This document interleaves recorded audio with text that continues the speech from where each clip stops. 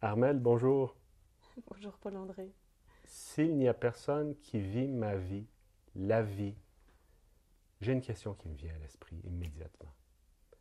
Est-ce que la voix du cœur est si illogique que ça?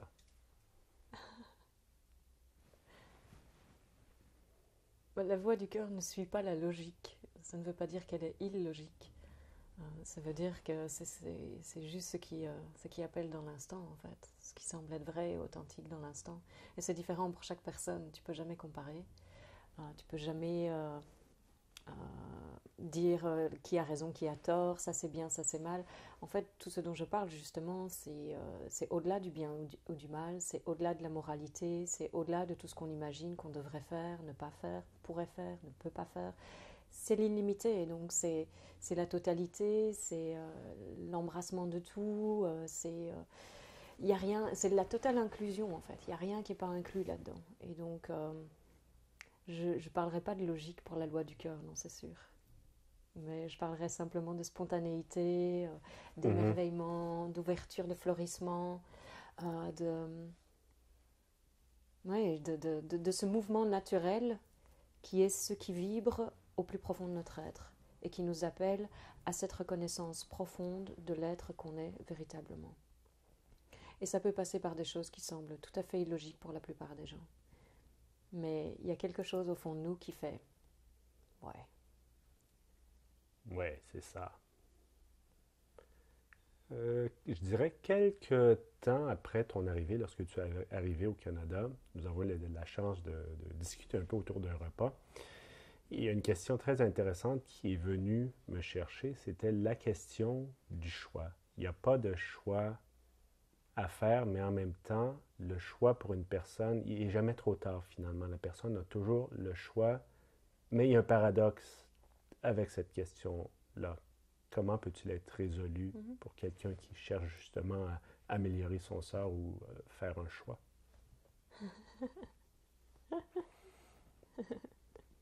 En fait, moi, je trouve ce que j'adore, en fait, c'est vraiment jouer avec les paradoxes. Quand tu te rends compte que la vie est un paradoxe, que le rêve de la dualité n'est pas du tout une erreur, mais ça fait partie justement du désir de faire l'expérience, Mhm, mais tu te rends compte en fait que il y a une certaine légèreté là-dedans. C'est très gai de jouer à ça. Tu te rends compte que tu peux pas prendre une position et dire c'est ça et laisser de côté l'autre position parce que c'est et mhm, l'un et l'autre et aucun des deux. C'est toutes les positions et c'est aucune des positions. Donc oui, on a le choix, oui, on n'a pas le choix, non, on n'a pas le choix, oui, non, on a le choix. C'est tout en même temps, en fait. Et c'est ça qui est super gai, c'est de se rendre compte qu'en fait, tu peux pas choisir les circonstances de ta vie. Tu choisis pas, t'as pas le contrôle sur les circonstances, sur les conditions. Par contre, tu as le pouvoir total de choisir à chaque instant la façon dont tu vas interpréter les mhm, choses. C'est-à-dire, vas-tu te reconnaître en tant que ce que tu es, véritablement, c'est-à-dire l'illimité, l'absolu, la totalité que nous sommes, ou alors vas-tu te croire ce petit individu limité, coupé de sa source, qui doit se défendre, être en charge de sa vie et faire des choix pour arriver à quelque chose ou pour atteindre quelque chose qui n'est pas déjà là maintenant. Et en fonction de ça, en fait, ta vie va être diamétralement opposée en termes d'expérience, c'est-à-dire que tu vas faire l'expérience de la joie sans condition, de l'amour sans condition, de la légèreté, de la liberté, mhm, en te reconnaissant dans ta véritable nature. Par contre, l'opposé va être vrai aussi, c'est-à-dire qu'en choisissant la limitation, en choisissant de te rencontrer et de te reconnaître simplement dans l'expérience individuelle, eh bien tu vas vivre la souffrance, c'est inévitable. L'un et l'autre n'est pas l'un et l'autre n'est pas mieux. Il y a pas c'est une erreur à chaque fois que je me reconnais dans la limitation ou que j'ai envie de défendre une position ou de défendre la personne que je pense être. À chaque fois que ça se passe, on entre en contact avec quelque chose, un inconfort. mhm, Et cette expérience de contraste, en fait, nous permet quoi? De définir encore davantage ce qu'on veut véritablement. À chaque fois qu'on touche à ce qu'on ne veut pas, à chaque fois qu'on vit des expériences qui sont inconfortables, ça nous permet de savoir encore davantage et avec plus de poids encore ce qu'on a véritablement envie. Et il faut savoir que ce dont on va faire l'expérience, ce qu'on va vivre, c'est ce en quoi on croit, c'est ce qu'on veut. Il n'y a rien qu'on vive dans la vie qu'à un niveau ou à un autre on n'ait pas voulu. C'est mhm, impossible. Et donc, dans cette expérience de choix, non-choix, le paradoxe pour moi, c'est que en même temps, tu n'as pas le contrôle sur les événements et en même temps, si tu te reconnais dans ce que tu es la toute-puissance elle-même. Et donc, tu as toujours la possibilité à chaque instant de tout renverser, en fait. Et cet aspect infini, absolu qui sommeille en nous, ça ne demande pas un peu un acte de foi?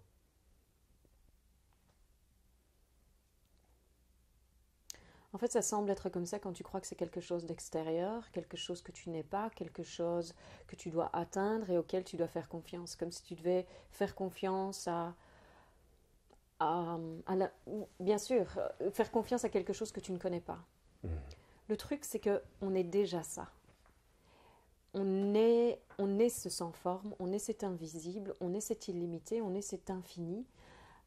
Le truc, c'est que tant qu'on ne le sait pas, bien sûr, on va continuer à chercher. On va chercher dans tous les endroits où on imagine qu'on va le trouver. On va chercher l'amour dans une relation, on va chercher l'amour chez nos parents, on va chercher la reconnaissance dans un travail, on va chercher notre valeur dans un travail, dans le montant d'argent qu'on a sur notre compte en banque, de la taille de la voiture qu'on a, dans les vêtements qu'on porte.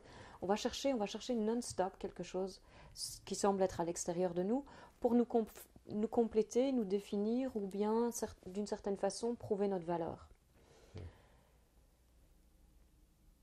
Si pendant un instant, quoi que tu vives, tu t'arrêtes absolument tout. T'arrêtes toute pensée de qui tu crois être, toute pensée de ce que tu penses qu'est ta vie, et tu te poses ici, là, dans cet instant.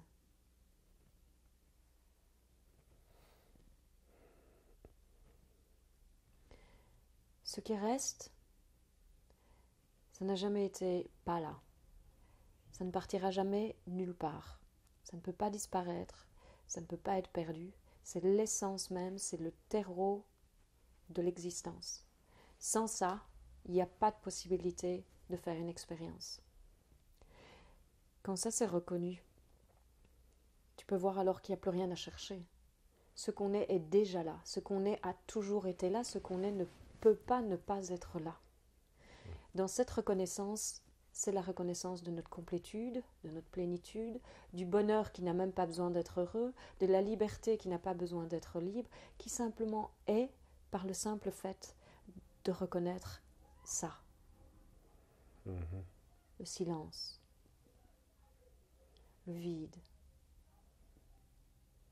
juste ce moment. Dans cette reconnaissance, tout prend un sens complètement différent de ce que ça avait été, et pour moi c'est le bouton reset. Quelles que soient les circonstances dans lesquelles tu te trouves, tu prends un instant, t'arrêtes tout, tout peut changer. La personne en face de toi peut être complètement différente, la situation peut complètement se renverser, et là tu te rends compte du pouvoir que tu as. Tu te rends compte combien tu es tu es maître de ta vie en fait. Tu peux choisir la vie que tu veux vivre, c'est-à-dire tu as toujours la possibilité de tout renverser à chaque instant, de décider je veux la paix plus qu'autre chose. Je veux l'amour, je veux la liberté plus qu'autre chose, plus qu'avoir raison, plus qu'avoir une relation harmonieuse, en mettant en avant cette reconnaissance de ce qu'on est, eh bien en fait, tu te donnes la possibilité de vivre cette illimité et cette totalité dans toutes les situations.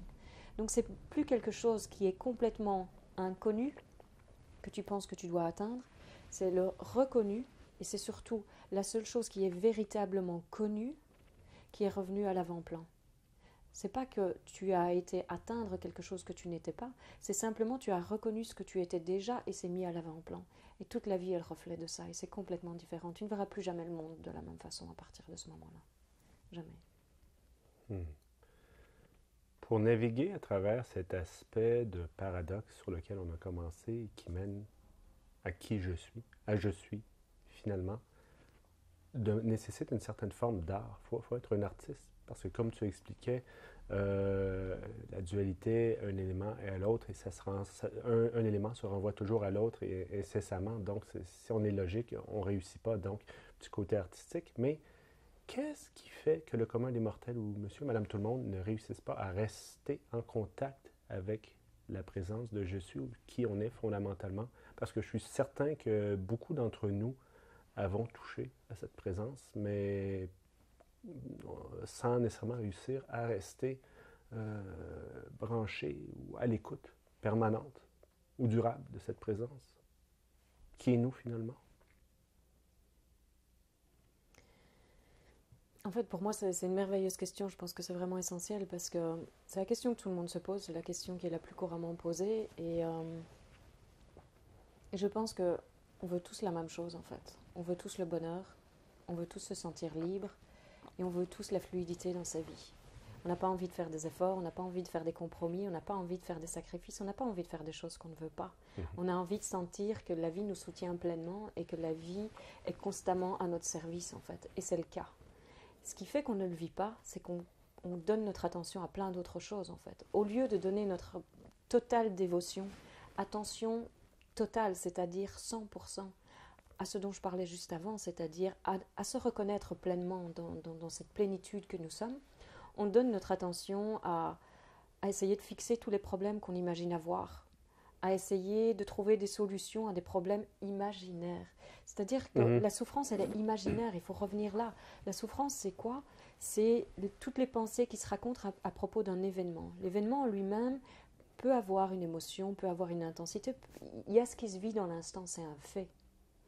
La souffrance, c'est ce qui se raconte après et qui vient continuer et engendrer davantage de malaise, de mal-être, et qui vient quelque part nous plonger dans une espèce de période noire, j'ai envie de dire. Quand on se rend compte que toute notre attention et toute notre dévotion va là, on peut décider d'arrêter.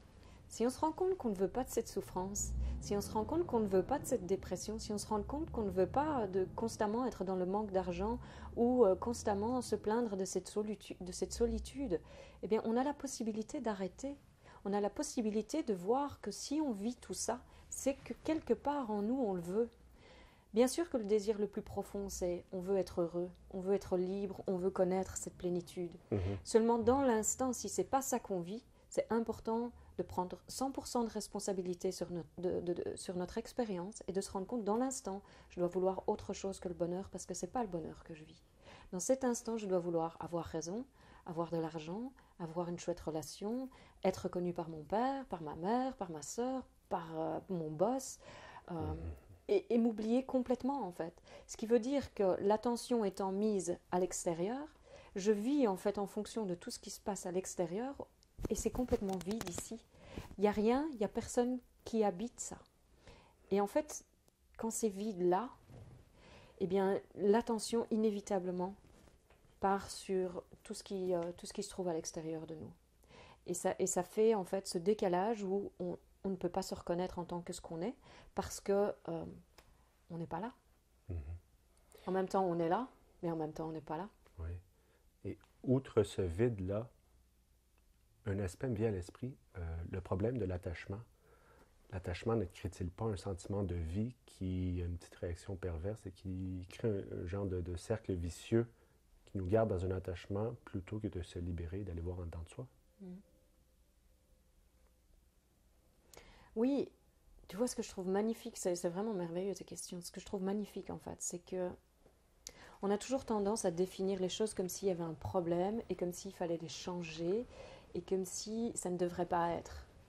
Eh bien, quand tu me poses cette question, ce qui me vient, l'attachement, en fait, c'est pas un problème. Il n'y a rien dans le monde, il n'y a rien dans notre expérience qui est fondamentalement un problème. S'il y a attachement à une autre personne, à une situation, à une certaine réussite sociale, par exemple, qu'est-ce qui fait qu'on va s'attacher à ça? C'est qu'on ne sait pas qui on est. Quoi que ce soit qu'on vive, en fait, qui est autre chose que la liberté ou le bonheur, c'est l'ignorance de notre véritable nature qui est au cœur de ça. Tu te reconnais dans ta véritable nature, l'attachement par rapport à une personne, une relation, quoi que ce soit, en fait, tombe inévitablement. Parce que qu'est-ce qui fait, justement, que tu vas aller t'accrocher à une relation amoureuse, par exemple, eh bien, c'est que tu te sens vide à l'intérieur, tu te sens incomplet. L'incomplétude, c'est la croyance que tu es séparé de toi-même, que tu es séparé de ta source et que tu dois trouver cette complétude dans quoi que ce soit. Ça peut être l'argent, ça peut être le boulot, ça peut être une amie, ça peut être une famille, ça peut être un enfant, ça peut être n'importe quoi. Mais c'est pas mal. C'est pas mal du tout en fait. C'est ce qui est à l'instant, quand il y a prise de conscience de ça, il y a retour sur soi et désir d'en changer et de mais qu'est-ce que je suis en train de faire en fait? Je veux me reconnaître pleinement dans ma véritable nature et dans cette reconnaissance, les choses tombent d'elles-mêmes. Il n'y a pas à travailler sur soi, il n'y a pas à guérir quoi que ce soit, il n'y a pas à résoudre des problèmes. Dans cette reconnaissance, la complétude est là. Dans cette complétude, il n'y a plus de désir de quelque chose de particulier, il y a joie dans les expressions, toutes les expressions qui viennent et qui sont toutes une opportunité de continuer à étendre, j'ai envie de dire, cette véritable nature que nous sommes tous. Donc, lorsque tu parles de reconnaissance, on pourrait aussi dire se laisser être, tout simplement. Carrément. Parce que pour moi, en fait, quand j'invite les gens à juste tout arrêter pendant un moment, ce qui reste, c'est ça, en fait, c'est ce repos naturel. Et donc, se laisser être, c'est tout à fait ça, c'est revenir à ce repos. Et ce qu'on recherche à travers, par exemple, toutes les questions, toutes les lectures spirituelles qu'on peut faire, tous les entretiens qu'on regarde, ce qu'on cherche à travers ça, c'est avoir la réponse ou l'expérience qui un jour va nous permettre de nous reposer profondément. Et tant qu'on n'a pas trouvé ce repos, en fait, on continue à courir. Le truc, c'est que tant qu'on continue à courir, on ne rencontre pas ce repos parce qu'on est constamment dans cette course. Et donc l'invitation de juste prendre un moment et tout arrêter, vous faites la découverte la plus importante qui soit. Vous voyez que c'est déjà là. Dans cet instant, le repos, c'est là. Le silence, c'est là. La plénitude de l'être que vous êtes est là. Il y a une belle synchronicité. Nous entendons les cloches de l'Église en même temps.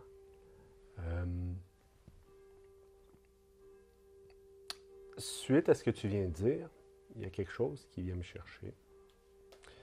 Le travail sur soi, se laisser être, oui. Mais c'est Gurdjieff, je prends l'exemple de Gurdjieff, qui voulait sa quatrième voie comme étant effective partout, nonobstant les circonstances extérieures. Ma question serait la suivante. Se laisser être, travailler, être à l'écoute, oui. Mais en même temps, comment réussir à pas contrecarrer. Comment, le terme québécois ou montréalais, dealer, comment réussir à, si on veut, à traiter avec l'environnement externe, notre environnement externe, qui est souvent vu comme un déterminisme extrêmement compliqué ou ardu à dépasser et qui peut influencer, ou qui ne devrait peut-être pas, mais qui influence souvent notre qualité d'être.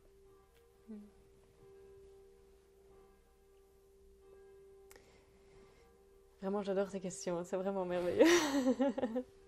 C'est tellement important. Les cloches aussi. Oui. En fait, pour moi, tout est un monde de pensée. Tout est un monde de croyances. Tout ce en quoi tu crois, tu vas en faire l'expérience.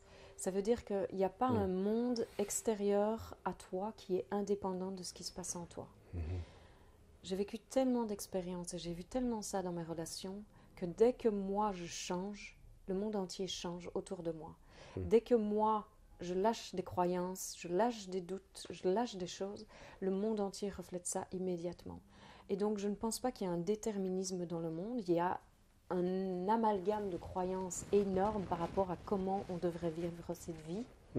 Et il y a la beauté et la perfection de la vie elle-même qui vient s'appeler à être reconnue en chacun de nous, d'une façon complètement différente, quand on écoute ce mouvement, quand on est authentique par rapport à ce qui appelle en nous, indépendamment de ce que l'autre peut nous dire, indépendamment de ce que la société peut dire, indépendamment de ce qui peut même être reflété dans notre environnement proche, nos amis, notre famille, nos collègues ou peu importe, mais qu'on est vraiment profondément à l'écoute de ce mouvement intérieur. Ce qu'on se rend compte en fait au travers de cette authenticité, c'est que le monde change avec nous. Et donc on ne peut pas demander au monde de venir confirmer quelque chose que nous, on ne se confirme pas, de venir nous reconnaître dans quelque chose dans lequel nous, on ne nous reconnaît pas, mais reconnaissez-vous vous-même, reconnaissons-nous nous-mêmes dans ce que nous sommes véritablement, suivons, écoutons et vivons pleinement ce mouvement qui s'appelle en nous, et le monde va refléter ça. Et je trouve ça vraiment, vraiment important parce que ça fait des années que je suis très sensibilisée par les enfants. Mhm. Et qu'il y a quelque chose qui me revient en permanence, c'est il faut commencer avec les enfants. Ça fait des Mhm. années, vraiment, ça fait peut-être 7-8 ans que je pense que j'ai envie de donner des ateliers pour enfants ou des choses comme ça. Parce que je me dis, les enfants, c'est l'avenir du monde. Tu commences là, ça change dès le départ, et puis c'est toute la société, en fait, qui change aussi. Et je pense qu'il n'y a pas de mouvement d'aller contre quoi que ce soit et d'essayer de faire changer. Il y a un mouvement à renverser le mouvement vers l'intérieur, changer les croyances qu'on a, regarder à tout ce qui nous limite et nous emprisonne, et voir que quand on change ça, en fait, le monde entier change avec nous et reflète cette liberté intérieure. Et dans cela, ce qui est merveilleux, c'est que si on peut de plus en plus faire ça en nous, on va permettre davantage de soutenir le mouvement naturel chez les enfants, et on va alors quelque part renverser, en fait, renverser le monde, je pense vraiment. Mhm. Et si je me trompe pas, tu as un document où tu as commencé à t'intéresser. Il y a un projet présentement qui te relie avec un projet éducationnel, n'est-ce pas? Mhm, mhm. Peux-tu nous en dire un petit mot? Oui, en fait, début du mois d'octobre, j'ai eu des gens qui m'ont invité, qui voulaient absolument faire une session sur l'éducation en vie, la relation parent-enfant. Et déjà avant ça, en fait, on était plusieurs amis à s'être regroupés justement autour d'un projet avec des enfants et d'un désir de partager ça davantage chez les enfants aussi. Et j'ai envie de dire, bah, le projet est vraiment au balbutiement, donc euh, on verra bien où ça mène, mais le désir, c'est vraiment ça en fait, c'est de transférer dans tous les domaines de la vie ce dont je parle. C'est-à-dire que pour moi, la vie spirituelle, c'est 100% de la vie ou ce n'est pas. On ne peut pas se dire spirituel et dire ah je vis pas ça dans mon travail, je vis pas ça chez moi, je le vis uniquement quand je vais à des rencontres, uniquement quand je vois mes amis non duels, uniquement quand je vois mes amis qui parlent d'énergie, uniquement quand je vois mes amis. Mhm. C'est pas possible. Pour moi, ça doit être 100% de la vie ou alors c'est pas la spiritualité. Parce que la spiritualité, c'est quoi? C'est ce qui nous ramène à l'esprit que nous sommes, l'unité que nous sommes, Mhm. Mhm. l'absolu que nous sommes. Donc ça doit être partout. Si on est la totalité, il n'y a pas un endroit dans notre vie où on ne peut pas vivre ça. Ça doit pas, c'est pas possible pour moi. Et donc dans ce projet, en fait, c'est revenir à ce que j'invite tout le temps, en fait, au mouvement de la vie, qui est tout à fait naturel. Et chez les enfants, c'est encore plus naturel. Ils n'ont pas été conditionnés déjà. Ils n'ont pas été quelque part. On n'a pas été leur mettre plein de couches, leur disant d'être d'une certaine façon, ou leur apprenant, leur inculquant des valeurs qui pour nous sont importantes. Ce qui n'est pas mal d'avoir fait ça. C'est juste ce qu'on pensait faire et ce qui était juste pour nous à l'instant. Quand on l'a fait, ça semblait être la plus belle chose qu'on puisse faire, et ça l'était certainement. Mais avec la conscience qu'on a aujourd'hui, on peut changer les choses et on peut choisir d'avoir envie de faire les choses différemment, et c'est-à-dire de soutenir directement, dès la petite enfance, le mouvement naturel de l'enfant. L'enfant n'est pas différent de nous, en fait. Mhm. En tant qu'adulte, on croit qu'on a toutes les réponses et on croit qu'on doit tout savoir. On croit qu'on doit les diriger, les guider. Et en tant que parent, bien souvent, on croit qu'on doit pouvoir répondre à toutes leurs questions. Mais quelle humilité de pouvoir dire à son enfant, je ne sais pas en fait, et de lui dire, mais toi, qu'est-ce que tu sens? Et Mhm. même Mhm. s'il a 5 ans, de faire confiance à ce qu'il sent. Parce qu'ils sont tellement intuitifs, ils sont tellement en contact avec eux-mêmes qu'ils ont déjà toutes les réponses. Plus on va soutenir ce mouvement en eux et faire confiance à ce mouvement naturel, et plus en fait tout va s'ouvrir de cette façon, dans cette conscience en fait, j'ai envie de dire, du maître qui est en chacun de nous, et soutenir ça au lieu de continuer à soutenir la croyance qu'on doit les nourrir de notre savoir et les faire devenir comme nous. Et je pense que c'est un grand retournement, mais c'est une merveilleuse ouverture que de pouvoir vivre en permanence dans la confiance de la vie et dans la confiance de ce mouvement naturel. Et c'est en cela qu'on se rend compte en fait que la vie nous soutient en permanence, que la vie est constamment avec nous, n'est jamais contre nous, même dans les circonstances qui semblent être difficiles à vivre. Il y a quand même la vie qui nous soutient en permanence. Dans cette évolution, dans cette reconnaissance de l'illimité que nous sommes, de l'invulnérable, de cet absolu que nous sommes. Pour continuer sur l'aspect justement des événements difficiles à vivre ou peut-être même des tragédies, des traumas, si j'ai bien entendu le message que tu transmets, c'est que la souffrance peut être transmutée, se transmute par la mise en conscience. Un petit peu, moi, ce qui me vient à l'esprit, c'est Jung qui parlait de l'ombre et de la lumière. Ben, l'ombre interne en soi, on a tous une part d'ombre, c'est de l'amener à la lumière pour la transmuter. Donc, c'est un peu le même processus pour la conscience. Qu'est-ce que tu conseillerais pour les personnes, par exemple, qui ont vécu un drame, un deuil, que ce soit une perte d'emploi, une perte d'une relation amoureuse ou même la perte d'un être cher, par où commencer? Euh, souvent, c'est très souffrant et on voit plus clair.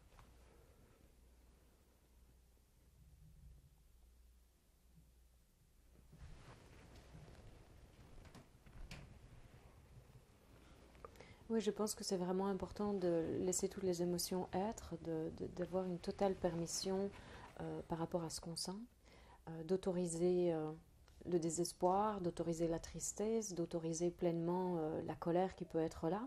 Mhm. Mais il n'y a pas besoin de dwelling en anglais. Creuser, ça Voilà, c'est ça. appesantir, creuser. Exactement, il n'y a pas besoin de se complaire là-dedans, de rester dedans.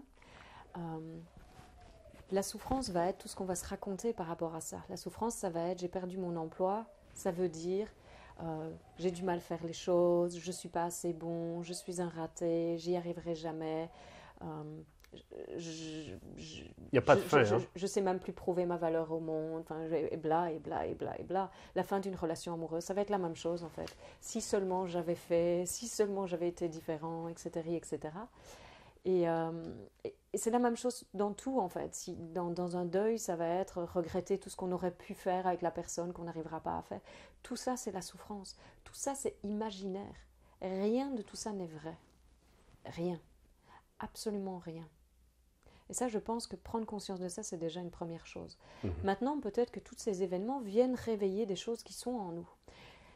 La beauté de tout ça, c'est que on est la vie elle-même, on est cet illimité lui-même qui se rappelle à lui-même en permanence. Ça veut dire que si au travers de la perte d'un être cher, d'un emploi, la fin d'une relation, peu importe ce qui aujourd'hui fait mal dans votre vie, en fait, vous avez la possibilité de permettre à ce qui est touché en vous de se libérer.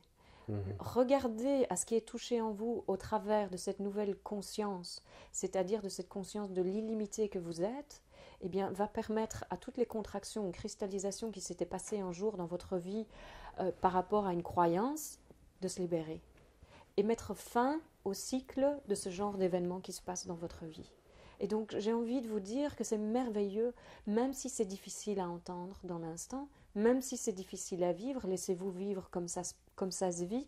Et en même temps, c'est pas la fin du monde, parce que même la perte d'un être cher, l'être cher, qu'est-ce qu'il aurait voulu? Il aurait voulu que vous continuiez à vivre. Moi, j'ai perdu un fils il y a plusieurs années. Je me souviens après un an ou deux, je me suis réveillée en pleine nuit et je l'entendais rire dans mon rêve. Et je l'entendais me dire, mais je veux t'entendre rire comme tu riais avant. Mhm. Tout le monde veut notre bonheur. Il n'y a personne qui est jamais contre nous. Ce qui est contre nous, c'est nous-mêmes. Le seul ennemi qu'on ait, c'est soi. Quand vous vous rendez compte de ça, vous êtes libre. Et c'est le début de l'amour inconditionnel que vous pouvez vivre. Et vous vous rendez compte que vous êtes le seul amour de votre vie et que vous n'en rencontrerez jamais un autre. Et du coup, le monde entier devient le reflet de ça. Tu nous as partagé le décès de ton fils. Quelle est aujourd'hui ta vision de la vie et la mort? A-t-elle changé depuis ou a-t-elle été toujours la même avant et après la mort de ton fils? Non, avant sa mort, c'était quelque chose de dramatique pour moi, la mort, que je ne comprenais pas nécessairement, même s'il y avait toujours eu comme une habitude de rester en contact avec certains des êtres chers dans ma vie qui étaient décédés dans les années auparavant.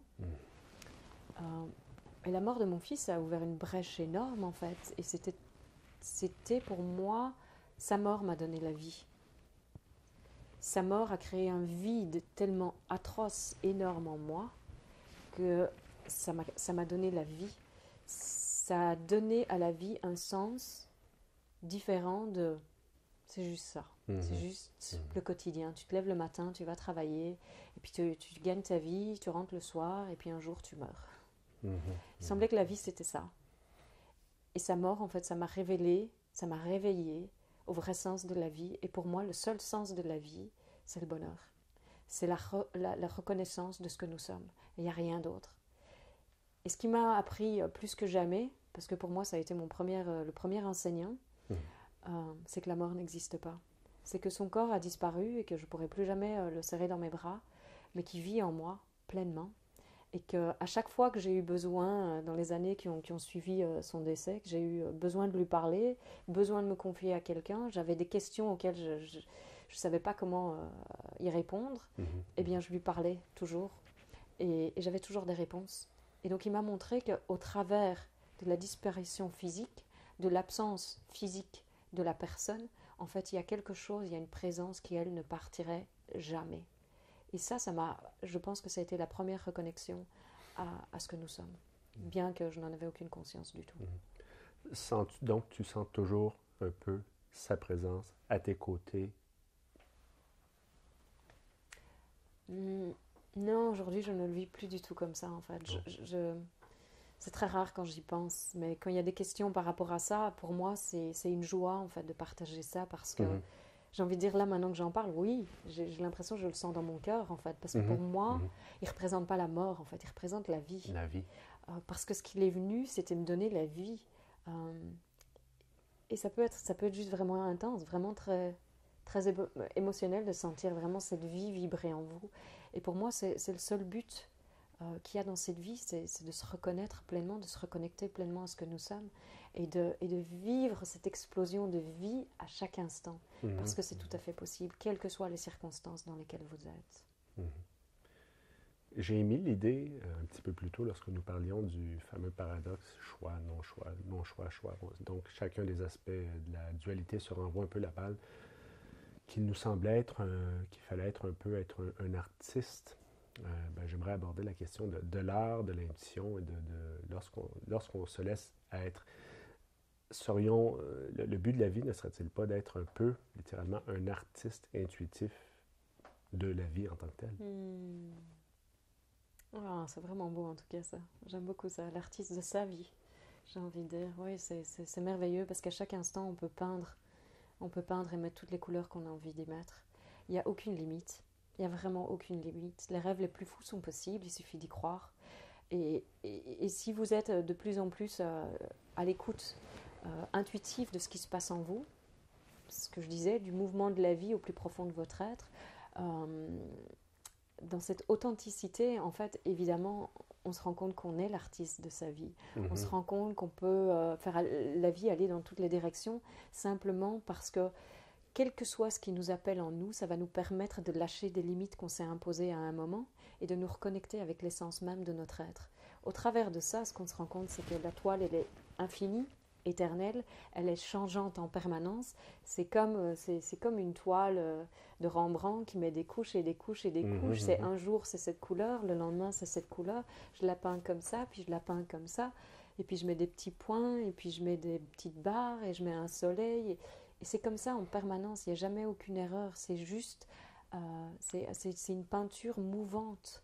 C'est une danse. Moi, j'aime beaucoup l'appeler ça. C'est la danse de l'être pour moi. C'est la réunion de tous les niveaux de l'être qui se dansent en permanence dans la mouvance changeante, toujours plus joyeuse l'une que l'autre, en fait.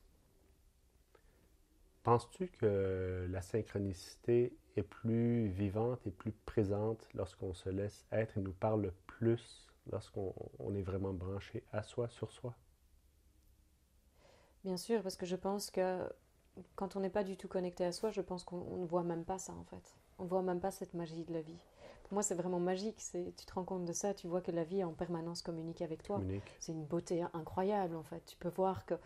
Comment peux-tu encore croire que tu es seul, que tu es séparé du grand tout, que tu es séparé de l'invisible, quand tu vois que la vie est en communication permanente avec toi, que quoi que ce soit que tu penses, pouf, tu as la réponse. Quoi que ce soit que tu veux, la réponse t'est toujours donnée. Il n'y a rien que tu veuilles dans la vie qui ne t'est jamais donné. S'il y a quelque chose qui ne t'est pas donné, c'est que tu n'en as pas besoin. C'est que tu ne voulais pas vraiment. Puis, je t'ai vu dans une vidéo parler de la prière, mais est-ce que tu pries un Dieu à la barbe, la vie, le grand tout? C'est très beau, mais je suis curieux. Tu me parles presque de Père Noël ici. Ah, ben, je voulais pas le dire, mais tu m'as précédé.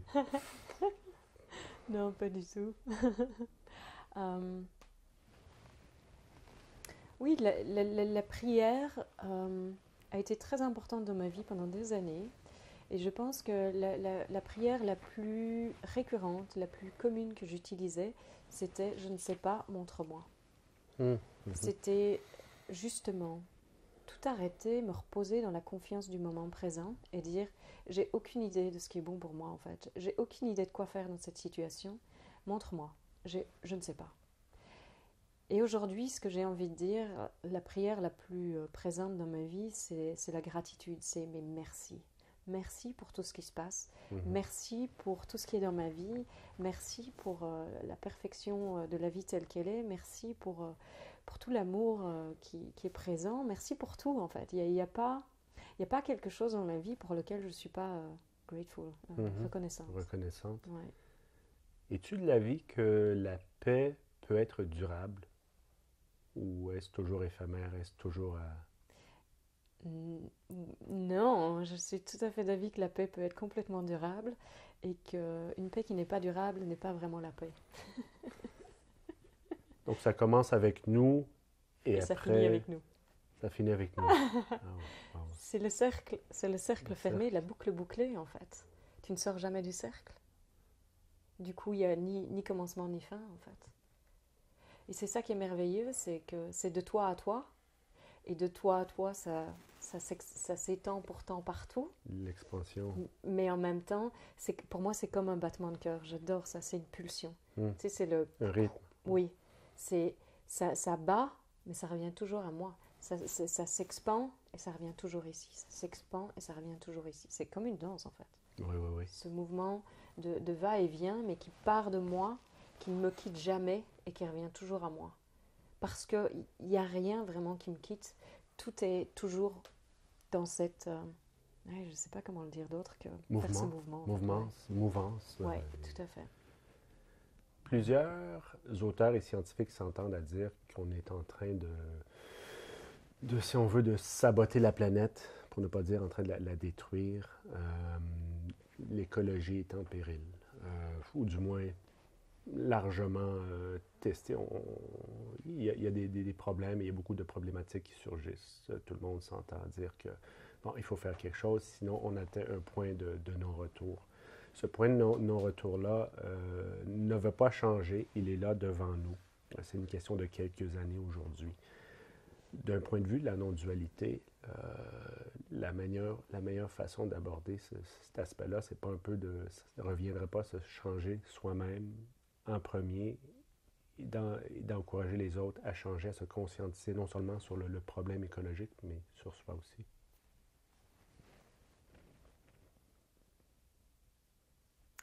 Je ne sais pas du point de vue de la non-dualité, mais ce que je sens par rapport à ce qui en tout cas, pour moi, fait beaucoup de sens, c'est évidemment ça, en fait. C'est que change et le monde changera. C'est que il n'y a pas besoin de changer le monde extérieur quand tu te rends compte que le monde est en toi et qu'il suffit de changer tes croyances et de voir que ça se reflète immédiatement parce que comme je le disais plus tôt, en fait, il n'y a pas de monde intérieur, de monde extérieur indépendant de ce qui se passe en moi. Du coup, c'est évident qu'on peut voir que dès que moi je change, le monde le reflète. Les guerres, les famines, les entreprises qui ferment, qu'est-ce que c'est? C'est une crise intérieure. On parle en permanence de crise économique, de crise politique. Où est-ce qu'elle se trouve la crise? Elle se trouve ici. Où est-ce qu'elle se trouve la confusion? Elle se trouve ici.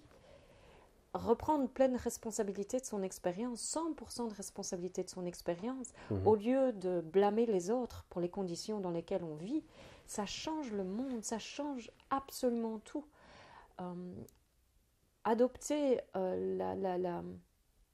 cette vision des choses, en fait, c'est reconnaître qu'on a tout pouvoir sur son expérience. C'est mettre fin à l'idée qu'on n'est jamais victime de quoi que ce soit, qu'on n'a pas le pouvoir, qu'on n'a pas le choix, qu'on ne peut pas faire changer les choses. Par exemple, les gens qui décident de ne pas aller voter parce qu'ils se disent bon, moi je ne vais pas aller voter, de toute façon je n'ai pas de poids, de toute façon il se passe quand même que ce qui se passe. Eh bien, il y a des croyances en soi qu'on peut aller voir et qu'on peut décider de lâcher et de voir tout ce qui nous limite. Et dans cette reconnaissance en fait de l'illimité qu'on est, ce qu'on voit, c'est que le monde entier reflète ça en permanence. Ça veut dire quoi? Ça veut dire que pour moi, au lieu d'aller faire des choses contre quoi que ce soit, eh bien, en fait, on va soutenir un mouvement naturel. Ce que je disais par exemple avec les enfants, plus en fait on éduque, on s'éduque soi-même et par la même occasion on partage ça tout autour de nous, plus c'est le mouvement qui est soutenu. Le mouvement qui est soutenu, c'est soyez authentique, écoutez pleinement ce que vous sentez au plus profond de vous-même. C'est l'écologie pour moi. Il y a des années, quand j'étais au Québec, quand j'ai vécu 1 an ici, il m'est venu une idée, en fait, un projet que j'avais commencé à développer avec un ami d'écologie humaine, justement. Parce que pour moi, j'avais écouté Al Gore et puis je trouvais qu'il était passionnant, ce gars, et j'adore regarder des gens qui sont passionnés, qu'importe de quoi ils parlent, en fait. Dès qu'ils sont passionnés, je me sens super connectée. Et je trouvais que c'était merveilleux ce qu'il faisait. Et je lui ai écrit un jour et je lui ai dit, votre concept, il n'est pas complet. Si vous voulez, je viens avec vous sur scène. Et je parle de l'autre partie. Je voulais lui dire, comment voulez-vous que les gens soient écologiques avec la planète s'ils ne sont pas déjà écologiques avec eux-mêmes? Et donc pour moi, en effet, ça commence par soi. Et donc plus on va venir écouter ce mouvement en soi, on va arrêter le conflit intérieur, on va arrêter la guerre intérieure, on va arrêter la famine intérieure, parce qu'on meurt de faim, mais on meurt de faim de quoi? On meurt de faim de soi. On veut se connaître dans notre véritable nature. On est affamé de cette paix d'esprit, affamé de cette liberté inconditionnelle, de cet amour inconditionnel qui ne nous nécessite pas d'aller à l'extérieur ou de rencontrer qui que ce soit pour se trouver. On se trouve en soi. Et dans cette rencontre et dans cette pleine reconnexion, tout paraît une évidence en fait. Et c'est la seule possibilité pour que le monde change. Je pense que si les actions à travers le monde, quelles qu'elles soient, pour quelque cause que ce soit, viennent de cette reconnaissance, elles vont être super porteuses parce qu'elles ne viennent pas du « il y a un problème, il faut le résoudre ». Elles viennent d'une inspiration à partager quelque chose, à partager notre véritable nature au travers de tel projet, tel projet, tel projet, tel projet, et d'inviter tout le monde à travers ce projet à se reconnaître dans cette même illimité que nous sommes, et à se reconnecter pleinement aussi à cette authenticité et à cette inspiration qui nous est propre à chacun.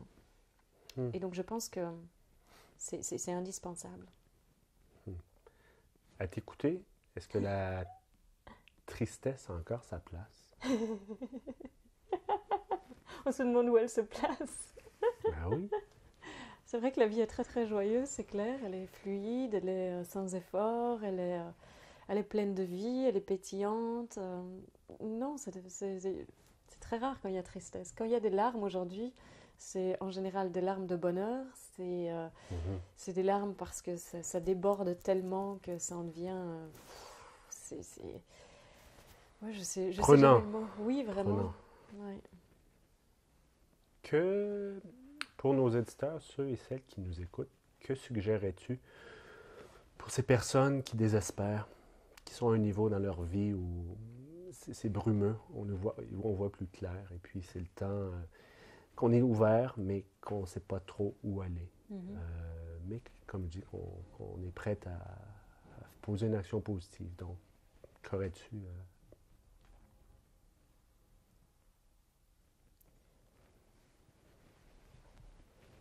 Ce qui me vient, c'est...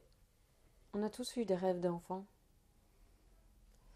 Et ces rêves d'enfants, en fait, ils étaient purs, ils étaient illimités, ils étaient vrais, ils venaient du plus profond de notre être. Et pouvoir se reconnecter à ça, je pense que c'est essentiel, parce que c'est se reconnecter à la pureté, à la vérité de ce que nous sommes. Et de cet espace, en fait, on se rend compte que tout est possible, à nouveau, que tout ce qu'on se raconte n'est pas vrai, et qu'il y a quelque chose qui est au fond de nous, qui nous appelle en permanence, qui nous appelle à nous reconnaître là-dedans. Et donc je pense que tout ce qu'on sentait qui un jour a vibré au cœur de notre être, qu'on n'a pas réalisé, c'est le moment. C'est le moment d'y aller, en fait. Il n'y a plus de temps à perdre. C'est la jamais trop tard. Exactement. C'est toujours le bon moment. Et surtout, c'est la vie qui vous appelle à vivre pleinement cette authenticité, à vivre pleinement ce que vous êtes. Beau témoignage. Une dernière question pour nos éditeurs. Quelle a été la réponse de Al Gore? Ah, il n'a jamais répondu. Ah, ben, si jamais il nous écoute, Tout à fait. la réponse, nous le relançons très sympathiquement. C'est comique parce que je pense que je vais le relancer en plus, parce que je sens vraiment que ça Mhm. brûle en moi et que j'ai vraiment envie de... Le projet serait toujours viable? Ah, il est toujours vivant, il est vivant plus que jamais et je sens que, oui, il va probablement voir jour. Ben, ça pourrait être un bon sponsor ou un bon associé du projet principal qui Qui serait le sait? tien.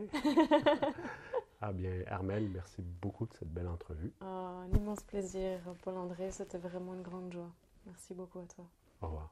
Au revoir.